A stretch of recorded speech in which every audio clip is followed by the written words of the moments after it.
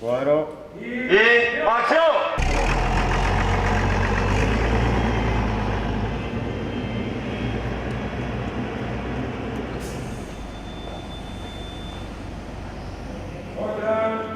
Vale, tallem. És una comèdia que jo tenia moltes ganes de fer comèdia, perquè l'última pel·lícula que havia fet va ser un drama bèl·lic i bueno, em venia molt de gust canviar de registre. I després, perquè les Olimpiades és una cosa que a tots ens queda molt a prop. No está mal. Està molt guai, sí. Ah, pues está guay, está ahí, pum, arriba la novia, está guay.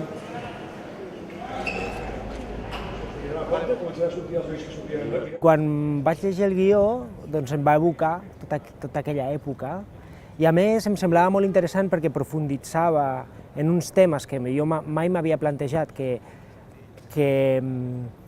l'Olimpiada havia originat a la ciutat, que són molt actuals, no? El model de ciutat, com l'Olimpiada va afectar tota la gent que vivia, per exemple, al barri de la Barceloneta, no? Horta!